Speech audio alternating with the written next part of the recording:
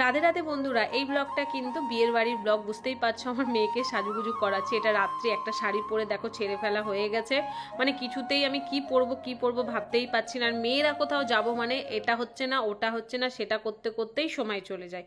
মানে মেয়েকে সাজাতে গেলে ভাবতে হয় আমার মেয়ে যে কত বড় হয়ে গেছে। তো ওকে একদম রেডি করিয়ে দিয়েছি, ছেলেকে রেডি করে দিয়েছি, তোমাদের দাদাভাইও রেডি হয়ে গেছে। আর এখানে দেখো ফুল নিয়ে আসা হয়েছে, জুঁই ফুল আর গোলাপ আছে। তো আমার মাথাতে দেওয়ার খুব ইচ্ছে। এটা জুঁই ফুলই বলে মনে হয়, আমার ঠিক মনে পড়ছে না এখন, যেহেতু ভয়েস দিচ্ছি। তোমরা যদি ভুল হয়ে থাকে কমেন্টে অবশ্যই জানাবে। তো দেখো এই শাড়িটা পরেছি, এই শাড়িটা আমাকে আমার দিদিভাই দিয়েছে, গিফট করেছে। তো এই শাড়িটা নতুন শাড়ি, এটাই পরে নিই। ব্লাউজটা দেখো, এই ব্লাউজটা তো অনেকবারই পরেছি, তোমরা দেখতেই পাচ্ছ। দেখো জামা কাপড় আছে পরে। তো চলো তারপর ফাইনাল লুকটা দেখাচ্ছি তোমাদেরকে। তো দেখো ফাইনালি একদম রেডি। জামা কাপড়ের অবস্থা দেখতে পাচ্ছ, ওগুলো সব পরে এসে ভাঁজ করবো। গোটা বিছানা দেখো, সাজার পর বিছানাটা শুধু দেখো। তো একদম রেডি হয়ে গেছি। কিরকম লাগছে সেটা অবশ্যই কমেন্ট দেবে, মানে বলবে। এটা হচ্ছে রাতের সাজ, মানে এই শাড়িটাও আমি পরেছি। এই দেখো আমার ছুটকিটা, আমার এই দেখো ঝাপসা ঝাপসা। তো চলো ওখানে গিয়ে কি করছি না করছি সবটাই তোমাদের সঙ্গে কিন্তু শেয়ার করবো। তো এই যে এখন রিক্সা নিয়ে নিয়েছি, এখানে দেখো মেয়ে আছে আর এই যে ছেলে, তোমাদের দাদা ভাই পরে যাবে, আমরা যাচ্ছি। আর অনেক আগে যেতে বলেছিল তো যাওয়া হয়নি, লেটই হয়ে গেছে। আর অন্ধকার অন্ধকার আসছে, তো দেখা যাক। বিয়ে তো মোটামুটি 6:30 থেকে হওয়া স্টার্ট মোটামুটি হয়ে গেছে। ওদের আবার বাসি বিয়ে আছে, তো যা হোক যেটুকু হবে সেটুকু তোমাদের সঙ্গে শেয়ার করবো। আর রাতের সাজটা কিরকম লাগছে সেটা অবশ্যই কমেন্টে জানাবে, ঠিক আছে? জানি না কিরকম লাগছে, যাই হোক সাজুগুজু করেছি। তো আমরা বিয়ের বাড়িতে চলে এসেছি। আমাদের বাড়ি থেকে খুব একটা দূরে বিয়ের বাড়ি না, হেঁটেও যাওয়া যায়, কিন্তু এত সাজুগুজু করে রিক্সা করেই চলে এসেছি। তো এখন কি বলতো, বিয়ের মালা বদল এইসব হচ্ছে, তো যতটুকু পেরেছি ক্লিপ নিয়েছি, কেন ওরা যদি পছন্দ না করে সেই জন্য খুব একটা বেশি নিইনি। তারপরে আমরা কিভাবে বিয়ের বাড়িটা কাটিয়েছি সেটা তোমাদের সঙ্গে শেয়ার করবো। দেখো একটা অনেকদিন পর বিয়ে বাড়ি পেয়েছি, কিছুটা তো স্মৃতি রেখে দিতে হবে না। তারপর একটু ভাবলাম চলো কফি খেয়ে নিই। আমরা কিন্তু অনেক আগেই চলে এসেছি, ও কিন্তু অনেক লেটে আসবে বললো, 8:30 কি 8:45-র মধ্যে চলে আসবো, মানে তোমাদের দাদা ভাই।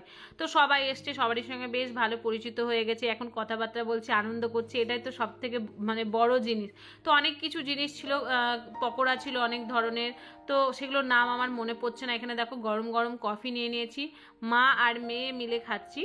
তো আমার মেয়েকে কীরকম লাগছে আর আমাকেও কীরকম লাগছে সেটা অবশ্যই কমেন্ট করে জানাবে। আমার ছেলে তো কোথায় ছুটে ছুটে বেড়াচ্ছে, যেহেতু ওর ওখানে বন্ধু, মানে আন্টির ছেলে এসেছে, বন্ধু হয়ে গেছে, তো ওরা খেলে খেলে বেড়াচ্ছে। তো আমরা বসে বসে এখানে ওই যে পকোড়া এটা ওটা খাচ্ছি। তারপর আস্তে আস্তে লোকজন আসতে শুরু করে দিল।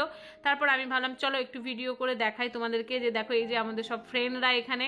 তো আমি ওদেরকে জিজ্ঞেস করলাম যে ভিডিওতে মানে এই যে তোমাদের ভিডিওটা নিয়ে আমি ইউটিউবে কি ছাড়তে পারবো। দেখো অনেকজন পছন্দ করে না, বলো কোনো ব্যাপার নেই, ভালোই ভাবে, আমাদেরকে দেখতে পাওয়া যাবে। তো খুব আনন্দ হয়েছে, মানে এইরকম দিন অনেক দিন পর পেয়েছি, মনে হচ্ছে নিজের বাড়ির বিয়ে। মানে কি বলবো তোমাদেরকে, বলে বোঝাতে পারছি না। তো চলো আর কথা বলবো না। বিয়ের বাড়িটা কিভাবে মাঝে মাঝে এত দুঃখ আপসেট হয়ে যায় না, বেশ আজকের দিনটা একটু আনন্দের দিন। তো সেটা কিভাবে কাটিয়েছিলাম তো সেটাই তোমাদেরকে একটু একটু করে বলে শোনাচ্ছি। তো চলো পুরো ভিডিওটা দেখো, আশা করি ভালো লাগবে। বাসি বিয়ে অবধি কিন্তু পুরো ব্লগটা থাকবে, তারপর আবার কনেযাত্রীর ব্লগ থাকবে, সব ব্লগ তোমাদের সঙ্গে একটু একটু করে শেয়ার করব। তো এখন খাওয়া দাওয়া দেখো, এই দেখো তোমাদের দাদা ভাই খেতে শুরু করে দিয়েছে, তো আমিও খাবো। তো চলো এখন খেতে শুরু করে দিই, আর পরে আবার তোমাদের সঙ্গে আসছি কথা বলতে।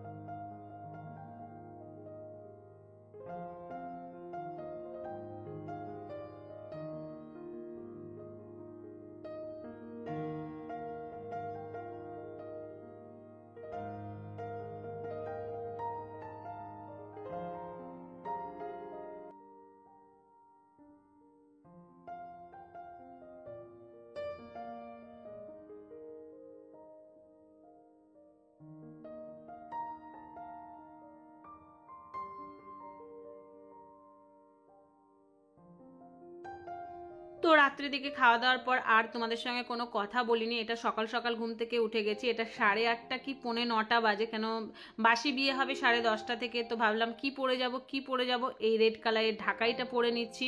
তো বাড়িতে এসে মোটামুটি কাজকাম করব, কতটা দেরি হবে না হবে কিছুই তো বুঝতে পারছি না, যেতেই হবে। তো দুপুরে খাওয়া দাওয়া ওখানেই হবে, তোমাদের দাদাভাই আর যাবে না, ও বললো আমি বাড়িতে যা রান্নাবান্না আছে সেটাই খেয়ে নেব। তো আমি আগে যাব, তারপরে পরে ছেলে মেয়েদেরকে বলেছি পাঠিয়ে দিতে। আমার মেয়ে ঘুমো করছে, কালকে তো রাত্রে এসে খাট গোছাতে পুরো মাথা খারাপ হয়ে গেছিল, যা অবস্থা। তো আশা করি আজকে কিরকম লাগছে সেটাও কিন্তু কমেন্টে জানাবে। তো চলো আমি এখন সাজুগুজু করে নিই, কিছুই পরিনি, জাস্ট এই কানেরটা পরেছি আর একটা অক্সিডাইসের মানে হার পরেছি, আর হচ্ছে এরকম একটা রেড ঢাকায় পরেছি। আর আমি তো এই ধরনের শাড়ি পরতে খুবই ভালোবাসি, তোমরা তো নিশ্চয়ই জানো, সত্যিই ভালো লাগে। তো মেয়েকে আমি বলছি বাবু তুই আমার সঙ্গে যাবি কিনা, তো তো কিছুই বলছে না, ও ঘুমোচ্ছে। তো আমি বললাম ঠিক আছে আমি আগে চলে যাই, তারপরে তোকে তখন পরে ডাকবো। তো চলো রেডি হয়ে বেরোই, তারপরে কথা হচ্ছে।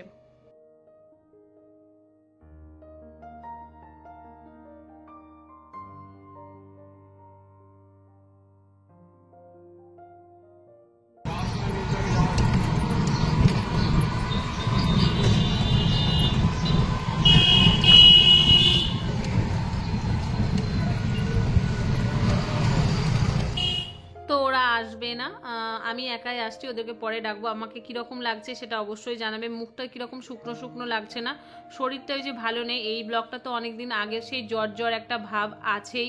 তো আমি যাচ্ছি, তারপরে ওখানে গিয়ে কি করব না করব, এসেই সবাই বললো জলখাবার খেয়ে না, অনেকটা লেট হয়ে গেছে, বিয়ে এখনো দেরি আছে। তো ভাবলাম চলো খেয়ে নিই। তো দেখো যারা আমার ফ্রেন্ড ছিল তারাই আবার পাশে আছে। তো আমরা খাচ্ছি, মন খারাপ করছে বাবুদের জন্য, ওদেরকে ফোন করলাম, তো ওরা বললো ঠিক আছে একটু পরে আসছি।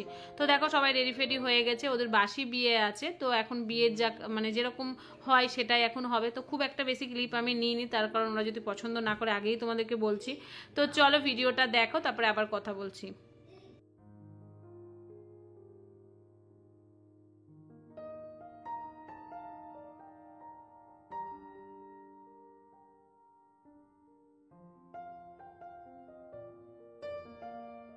আসলে কি বলতো, আমাদের একা একা ভিডিও করা প্রচণ্ড কষ্ট, কেউ যদি ভিডিওটা করে দেয় তাহলে ভালো হয়। দুপুরে খাওয়া দাওয়া করে বাড়ি ফিরবো, এখানে দেখো আমার ছেলে আমার মেয়েও এসছে, তো ভাবলাম যে দুপুরে খেয়ে নিই তারপরে বাড়ি চলে যাব, অনেকটাই বেলা হয়ে গেছে।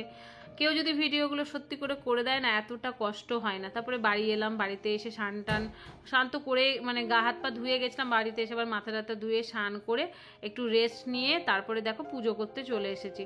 তো ভাবলাম যে চলো তোমাদের সঙ্গে শেয়ার করি, আশা করি আজকের আনন্দের দিনটা কিভাবে মানে আনন্দটা করেছি সেটাই তোমাদের সঙ্গে শেয়ার করলাম। আর কন্যাযাত্রীতে কিভাবে আনন্দ করেছি সেটাও তোমাদের সঙ্গে শেয়ার করবো। আমার গোপু সোনাকে দেখো খুব সুন্দর করে এই যে কোল্ড ড্রিঙ্কস নিয়ে এসছে সেটা দিয়ে দিয়েছি, আর এখন আমি আমার গোপু সোনাকে পুজো করে নিচ্ছি। তো দেখো প্রদীপটা নিভিয়ে যাচ্ছে বারে বারে। আর এই ওয়েদারটা এমনই না, পুরো ঠান্ডা ঠান্ডা লাগছে, গরমও লাগছে, দুটোই চলছে। আমার শরীরটাও মোটামুটি ভালো নেই, মুখ চোখের অবস্থা দেখলে বুঝতেই পারবে, সেই জ্বর থেকে ওঠার পর শরীরটা কিছুতে ভালোই হচ্ছে না। তো চলো আমি পুজোটা করে নিই, তারপর আবার গোপু সোনাকে আমার শয়নে দিতে হবে। তো আশা করি আজকের ব্লগটা তোমাদেরকে ভালো লেগেছে, ভালো লাগলে অবশ্যই আমাকে একটা লাইক করো, শেয়ার করো, একটু আমার পাশে থেকো। আর যদি তোমরা আমার গোপু সোনার ভিডিও আরও দেখতে চাও সেটাও কমেন্টে কিন্তু জানাবে।